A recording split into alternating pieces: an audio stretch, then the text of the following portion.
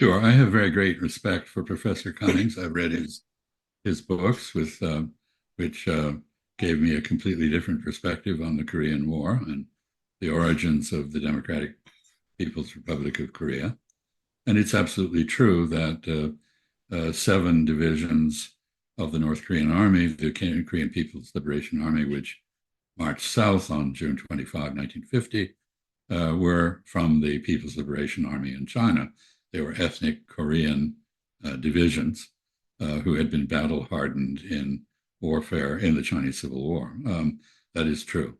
And it's also true that the Chinese supported North Korea or the continued existence of North Korea as a buffer state in response to the American drive north over the 38th parallel. And so that is all true. The Chinese withdrew, I believe, in 1957 from North Korea. There have been repeated reports by North Koreans of Chinese efforts to engineer a regime change in Pyongyang.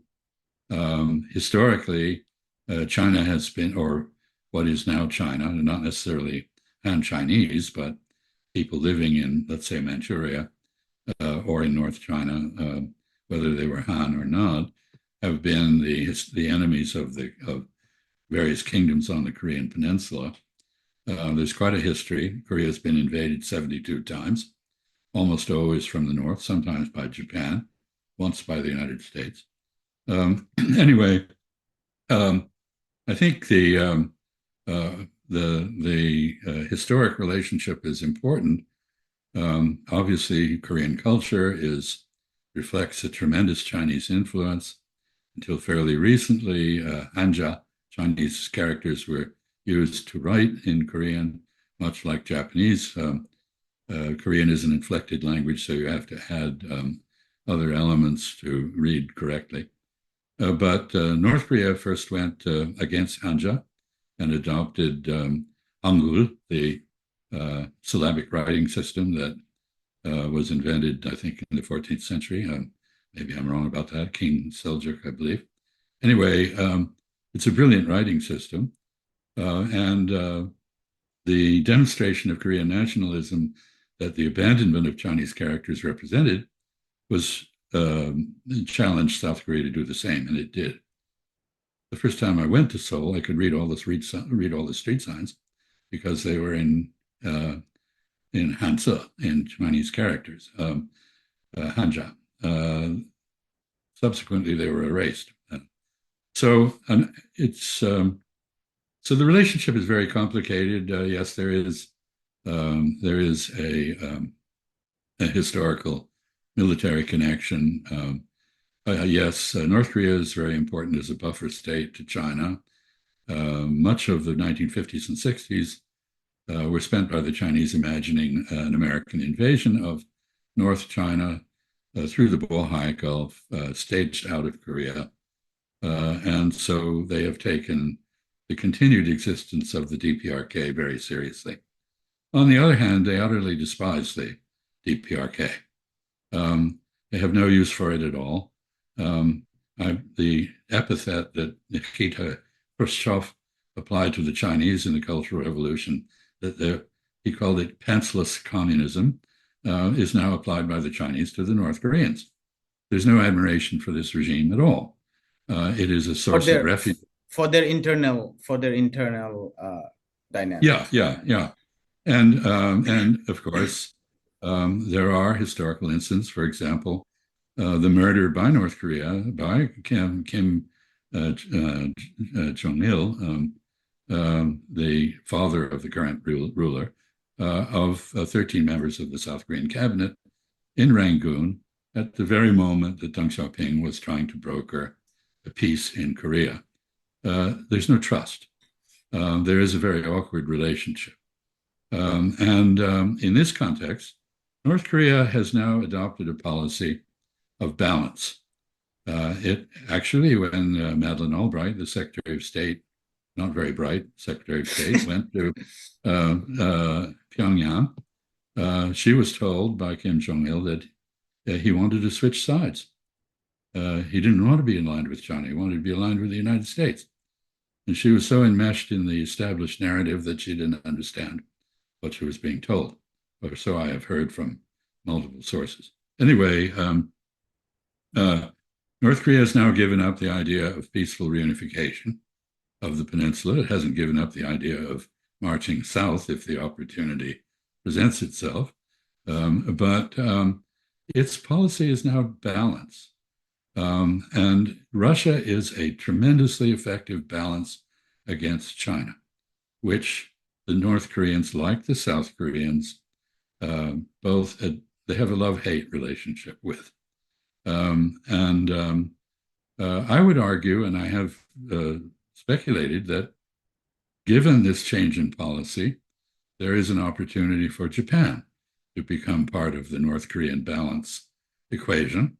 And the North Koreans have cards to play with Japan, like the abductees that North Korea took from Japan, which may or may not be alive. North Korea says they aren't, but one never knows. Anyway, North Korea now has declared its independence from the other Koreans. It's declared its independent. It is independent from China. It will use Russia to balance China. It has rejected much of the Chinese economic model, despite persistent efforts by the Chinese to educate it to the merits of things like free trade zones and private sector activity. It's not. It is now sui generis. It is dynastic communism. The Soviet Union has disappeared. The Russian Federation is there in its place. China has changed. It is not the China of Mao Zedong anymore. North Korea is sui generis. And so it is out for its own good, and its own good lies in the immediate future in intensified cooperation with Russia. That will enable the further modernization of its missiles and nuclear warheads, as well as other equipment. And it stands with Russia. It's buying Russian support by supplying engineers for the Ukraine war, as well as ammunition. This is all good for North Korea. The problem with China, from the North Korean point of view, Russia's a bit far away, but China is very close, and China is potentially subversive.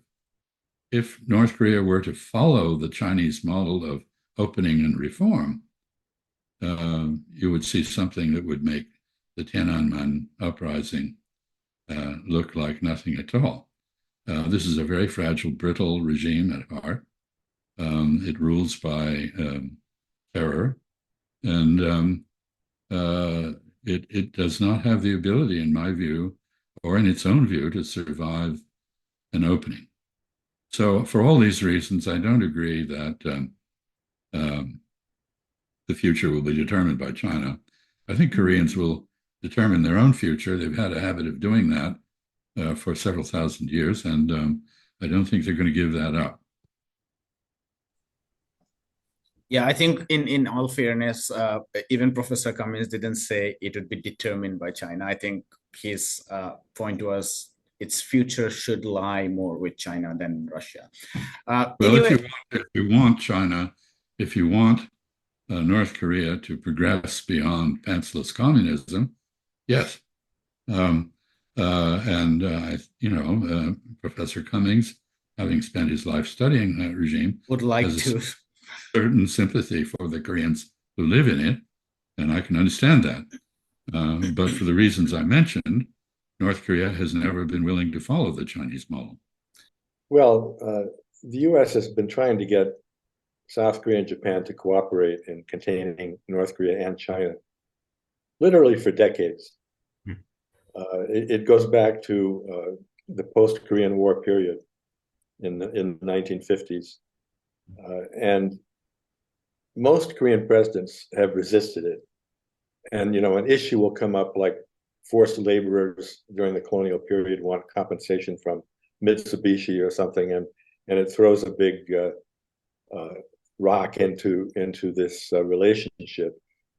But President Yoon, this conservative who won his presidency by just a hair, has pushed much harder and farther than anybody else. He's been very dutiful in lining up with Japan and the US. They had a so-called summit last summer at Camp David with the three, Japan, South Korea, and Biden. And I expect that the next president, who probably won't be as right-wing as Yoon, will not go along with this so much. There's still enormous hostility toward Japan and Korea, and the feeling that Japan has never shown proper remorse for what they did in Korea. But when you look at it as an array of three powerful states, from North Korea's standpoint, it's completely logical. I mean, my friend John Mearsheimer would say, line up with Russia and China. You get those three together, and they've got their three together, and you've got a new Cold War. It isn't a new Cold War, but Kim Jong-un is playing into Putin's hands, where Russia wants to treat North Korea the way the US and its allies have treated Ukraine. In other words, as a proxy in fighting Russia, and in the case of North Korea, as a proxy in making life difficult for the US. The North Koreans have been shipping enormous numbers of weapons, artillery, especially to North Korea. And one thing I haven't said, which is a very important thing, North Korea is the most amazing garrison state on the face of the earth. It has 1.2 million men and women in the military out of a population of 27 million. Their army is almost as large as ours. I think it ranks fourth now. Or China and India. Like China, India, and US, these are like massive population or massive like economy for US. And the North Korea, you have the same number of military personnel. Right. And, you know, a 17 or 18-year-old will go into the military for as much as 10 years. And women, 7 years. Most women, but especially all men, serve. So you have an entire population of adults who have military training. And then you have an underground thing that makes Hamas's tunnels in Gaza look like, you know, something small. North Korea has been building underground since the US installed nuclear weapons in South Korea in 1958. And Kim, a few years later, Kim said openly, you know, they can nuke us and wipe the face of North Korea, but if we're underground, they can't hurt us. And they have an enormous, I mean, David Sanger years ago reported that there are 15,000 underground facilities of a national security nature in North Korea. So you have this enormous army and this enormous underground complex, and the place is impregnable. I mean, the US would need the Chinese army to go in with them if they were to defeat North Korea. It doesn't mean North Korea can defeat anybody else. It can't. A lot of its military is obsolescent, but in terms of defense, it's impregnable. And so North Korea doesn't really need Russia to back it up, and the assurances Putin gave are not a treaty where Russia is going to automatically intervene if there's a war in Korea. They're going to send weapons, you know, like they did during the Korean War, but not intervene if it's a matter of fighting the US. So it's similar to Ukraine in that sense, that US doesn't want to fight the Russian army, but supplies all kinds of weapons to Ukraine. So it's a realignment, but as we said early on, North Korea's heart, to the extent that, like any foreign country, its heart is with China. And they know Russia is not the wave of the future. I mean, Russia is a declining state, not an advancing state. So I don't take it too seriously. I think Putin is basically trying to use North Korea to cause trouble for the US. It's interesting that on the Russia-North Korea relationship, you kind of agree the standard mainstream line, like the Politico, for instance, repeats the US State Department that Putin is using North Korea as a proxy. And you are coming from a completely different perspective because you were saying that these are all defense pacts, which perhaps North Korea doesn't need as much, but there is not much about oil or food programs or other kind of economic aids, and China can probably give that. But it's interesting that you are reaching the same conclusion. Well, I don't know what the other interpretation would be, frankly, because it's deeply in North Korea's interest to get oil, high technology, weapons of different kinds from Russia. I'm sure Kim Jong-un is sleeping better at night because he has access to things that North Korea really needs, and the Russians, also the Chinese, but the Russians have given up enforcing sanctions. I mean, we haven't talked about this, but North Korea is by far the most sanctioned regime on the face of the earth, has been for decades. And their primary foreign policy goal in meeting with Trump or with Jimmy Carter back in 1994, all along, is to get out from under the sanctions. Right. If you have any more time, I just want to say that Trump's 2 visits with Kim Jong-un were classic Trump. And the first one was so he could get the Klieg lights of the world media focused on him, and he could be nice to Kim Jong-un, which we know he likes dictators. And that was a successful visit that didn't amount to any long-term outcome. The second one was terrible because even when the lunch was ready, when the North Koreans said they're not giving up their nuclear weapons, Trump and his entourage got up and left. And Kim Jong-un had to take a long train trip back to Pyongyang, and it was not happy. And that sabotaged, relations with the U.S. If Trump comes back to power, I don't know what the North Koreans will think, but I mean, Trump is the kind of guy where he said, what should be our policy on North Korea? Wait a minute, there's a show on Fox News I want to watch. And by the way, order me a Big Mac. He just doesn't pay attention. He can't read more than 1 page of the memos they give him. I don't think that gets enough attention. His malevolence gets all the attention, but the fact that he gets up at 11 a.m., doesn't like to have an intelligence briefing, turns on the TV, orders a KFC chicken. What a man. I was thinking about these 2 kind of worldviews, one represented by, let's say, John Mearsheimer, who says that there would always be conflict between China and the US, and that's the sort of great power conflict. And then there is a Jeffrey Sachs point of view who says that it doesn't necessarily have to be such an intense conflict and competition because we can also cooperate. I am very interested, given your history with China and diplomacy, which way do you lean? Somewhere in the middle, I suppose. John Mearsheimer, who I think is brilliant and very honest and a very useful spokesman for views that have to be heard on many issues, is, I think, he is a graduate of West Point, which the last time I looked was a military academy, and a student of power politics in the European context.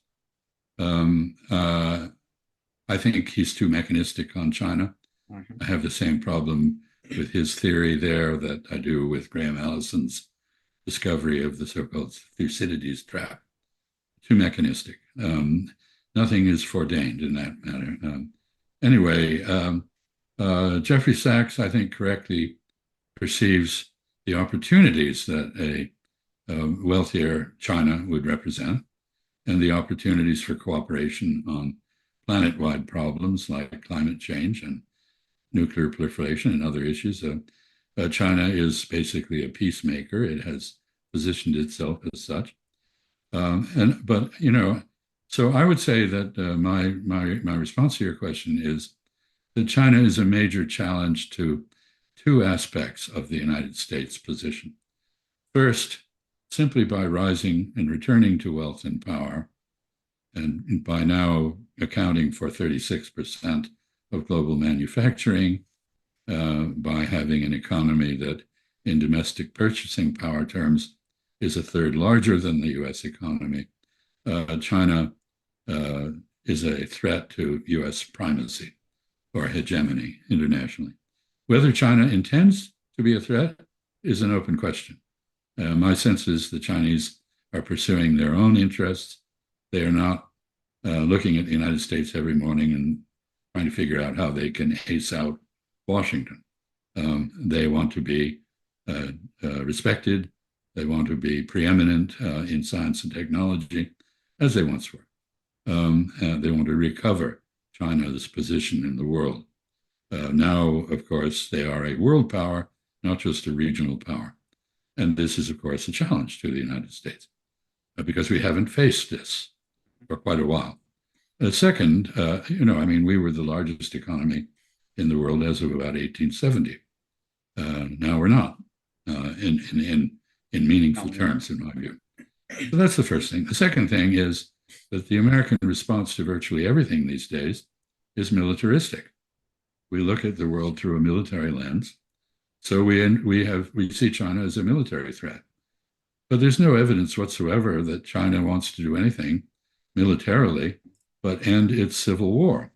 That is, recover the bastion of Taiwan, which the United States during the Korean War protected, so that the Chinese Civil War would not end as it would have otherwise done in the conquest of Taiwan.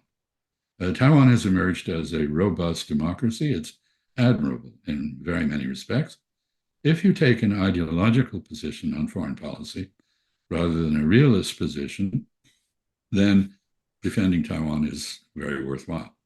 If you take a position that says, well, actually, the greatest value of the democratic experiment in Taiwan would be if Taiwan were able to convey some or all of that to the mainland by working out its differences with the mainland, then you say, well, actually, why are we militarizing this? We should be trying to promote a peaceful dialogue and gain time for the wounds of the Civil War and the demands of the Chinese Revolution of 1949 to fade as the demands of the Revolution of 1911 have faded.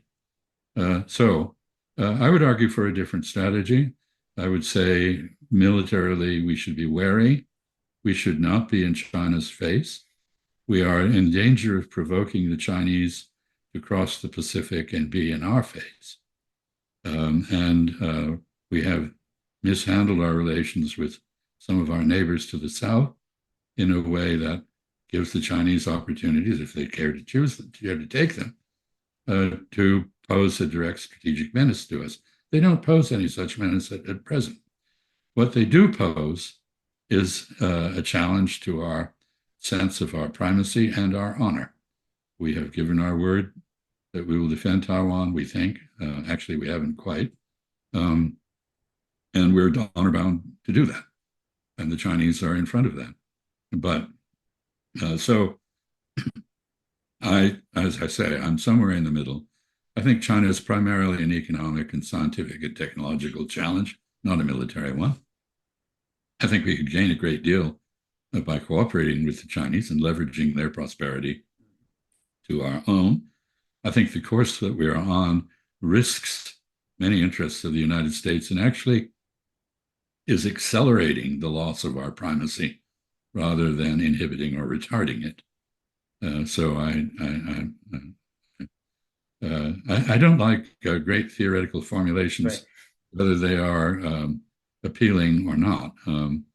I think one should look at relations between countries in terms of their specific components and do it through inductive reasoning, empirically, rather than from deductive reasoning. Grand theories like offensive realism or,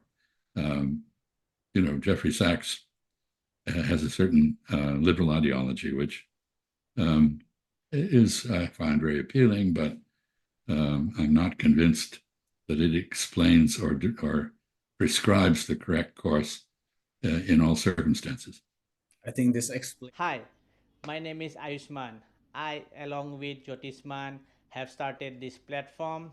In the last 2 years, we have tried to build content for the left and progressive forces. We have interviewed economists, historians, political commentators, and activists so far. If you have liked our content so far and want us to build an archive for the left, I have two requests for you. Please do consider donating for the cause. Link is in the description below. Also, if you are not able to do so, don't feel sad. You can always like our videos and share our videos to your comrades. Finally, don't forget to hit the subscribe button.